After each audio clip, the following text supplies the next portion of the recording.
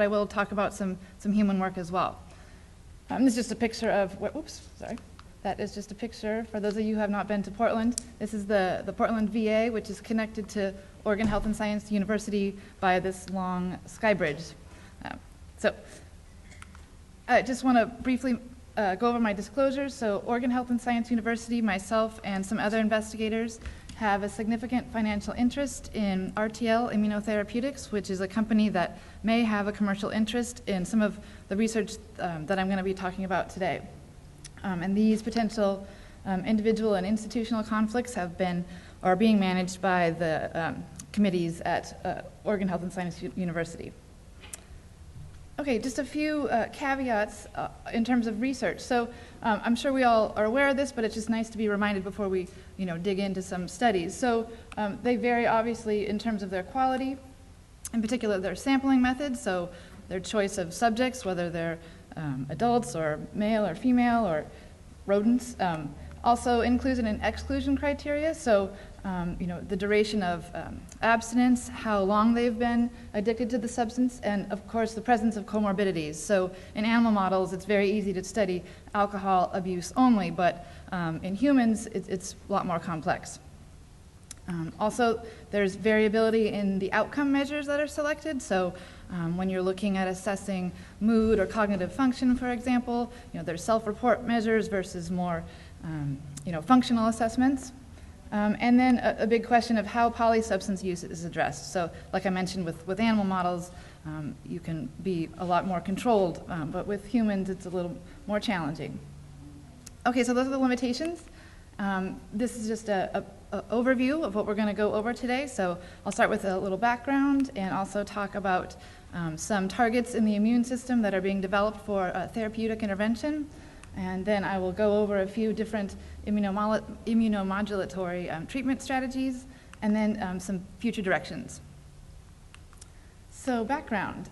I show this oil painting to really kind of illustrate the link between our immune system and our mental health. So if you weren't seeing the title of this art, you might think that she's also just potentially sick. Or depressed, it's unclear. So there's this kind of fine line, and sort of I think within this delicate balance, some opportunity for intervention. Okay, so my laboratory is focused on, this is a long word, translational psychoneuroimmunology, which is really translational, meaning just from the lab to the clinic, but the psychoneuroimmunology piece, because I was trained as a behavioral neuroscientist, I also went to graduate school for psychology, and then I did a postdoc in immunology. And so I'm not creating this word. This is already kind of a subfield, but it really, I think we were talking about a holistic approach, and I think for addiction that's especially important. And so we study mechanisms by which substance use disorders will induce abnormalities in immune cell function and contribute to neuropsychiatric impairments. And so the key questions that we're looking at in the lab are how methamphetamine affects immune cell function, and in particular T cells and these glial cells in the brain, and then how do changes in immune function go to influence brain and behavior, in particular psychiatric impairments that will impede recovery. And so why do we want to target the immune system for substance use disorders? Increasingly, preclinical and clinical studies are showing that substances of abuse can have significant and sometimes long-lasting effects on the immune system, which then can influence behavior. This is the National Institutes on Drug Abuse kind of top 10 drugs that are abused, and today, and the point is that almost all of those you can find evidence in the literature impact immune function in some way. And today we're going to focus just on the stimulants, and in particular methamphetamine. Okay, so this idea that the immune system can influence behavior is not new, but I think you can adapt it. Substance use can kind of fit in with this story. So this is a slide that was from Robert Dancer's group, published several years ago from a cancer perspective, but showing that chronic inflammation, exogenous cytokines, so cytokines that are taken for therapeutic reasons, cancer and stress can all influence peripheral cytokines, which then affect your brain and can cause various neuropsychiatric impairments. So anhedonia or depression, cognitive alterations, fatigue, depressed mood, etc. And so with substance use disorders, you also see chronic inflammation and stress, which fits right in with this model. Here's some examples of some cytokines that you might have heard about or be familiar with. So there's the interferon. So interferon alpha is used as a therapeutic for cancer as well as hep C, although that's changing a bit. Tumor necrosis factor alpha and beta. There's the interleukins. There's a lot more than 10. I'm just showing a few key ones here that people talk about sometimes. Macrophage migration inhibitory factor, or MIF, is a cytokine that I'm going to be talking about later because this is one of the inflammatory factors that we think our therapy helps kind of mitigate. And also monocyte chemoattractive protein, or MCP1. And so I know we're all aware that methamphetamine use is associated with serious physical and mental health disorders. We are particularly interested in looking at kind of the cognitive impairments as well as the mood impairments, so depression. And we think that impaired immune system kind of plays a role in contributing to some of the damage that is occurring in methamphetamine. So this is an example of a study that was published in the Journal of Neuroscience back in 2004, but I like to bring it up because it illustrates some interesting points. So this was a study of 22 methamphetamine addicts who had been using methamphetamine for a number of years, at least 10 years, compared to 20 matched controls. And they did some imaging, and they found that the limbic region of the brain, which is involved in reward and mood and craving, lost about 11% of its tissue.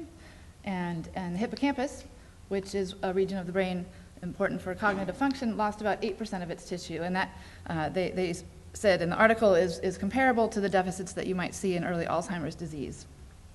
And the red areas here are showing kind of the areas of the greatest tissue damage. But one thing that the authors noted that wasn't highlighted in the paper as much, but they talked about in a press release following this study, was that a surprising finding was that the brains of the meth addicts were roughly 10% larger than normal. So, there we go, growing brain. They were surprised by this finding, but encouraged at the same time, because that meant that the tissue wasn't dead or damaged, that it was inflamed, but that it could heal. And so another study kind of with similar findings, also looking at some human brain imaging. This was looking at dopamine transporters in the striatum and in protracted abstinence. And what they found here, so these are a normal control brain, and here's a meth user 1 month after abstinence, and you can see that the loss of the dopamine transporter is apparent here because there's not the red. The red is showing kind of high dopamine transporter levels. At 14 months after no meth use, you see a restoration of the dopamine terminals here in the striatum, and that's encouraging, but what they didn't also find was that in these same participants, they didn't see an improvement in neuropsychiatric function, suggesting that the brain can recover, but dopamine is probably not the only story or only answer here, and so there must be something else going on. Okay, so, and maybe it's immune related, and so I'm going to talk now about some targets for development that are kind of focused on the immune system. And so glial cells are one candidate here, and I'm just going to highlight, let's see here. Yep, okay, so glia, they recently have been becoming more and more studied, but historically neurons were kind of the cell in the brain that people were most focused on, but glia actually are more prevalent than neurons. They have many of the same receptors as neurons. They secrete neurotransmitters and other inflammatory factors, and they also can play a key role in synaptic plasticity. So the microglia the glia that we're going to talk about mostly today are astrocytes and microglial cells. And so take a little closer look at those cell types here and how they relate to stimulant abuse. So this is a kind of a complicated image, and I'm just going to highlight a few aspects. This is a kind of a schematic showing how psychostimulants may impact these different glial cells and also contribute to kind of maintaining neuronal damage. And so psychostimulants will create reactive oxygen species or free radicals, which then will induce these DAMPs or damage-associated pattern molecules. And so those are then recognized by the glial cells. So there's receptors for these damage signals on the glial cells, and then in response to the damage signals, the glial cells will then secrete pro-inflammatory factors. Like we see here, we talked about tumor necrosis factor alpha, we see here interleukin-6, so kind of creating this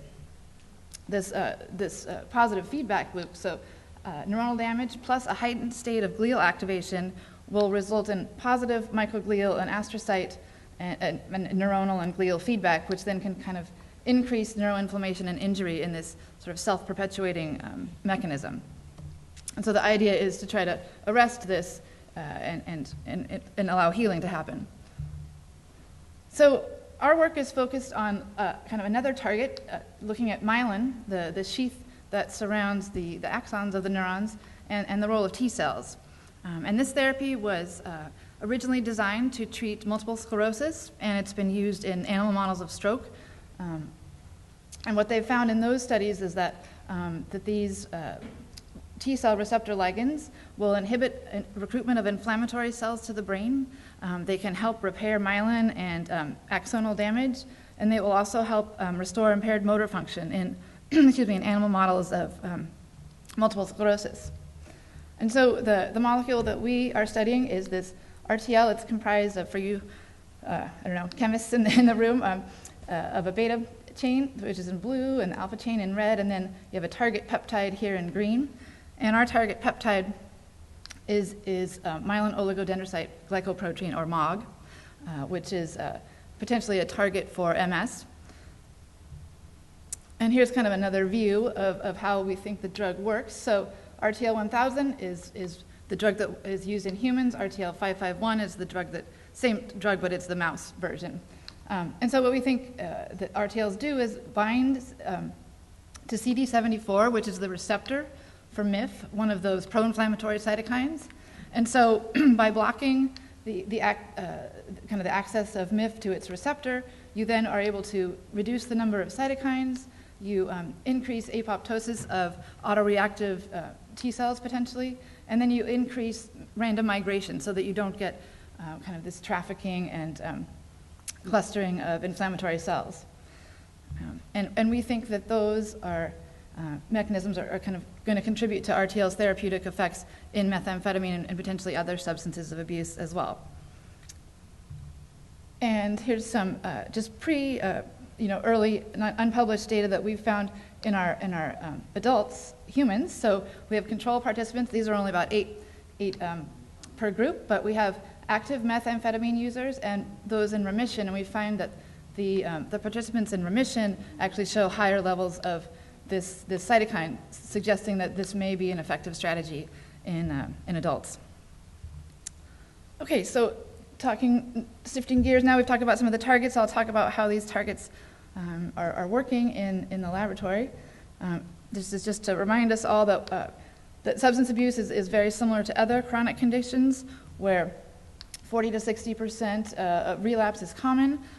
This should just really be a trigger for renewed intervention and not something to suggest that they've failed in some way. So, and we are focused primarily on kind of how to help reduce relapse, but at the same time acknowledging that it may be that you need to treat some of these neuropsychiatric impairments to really help that happen.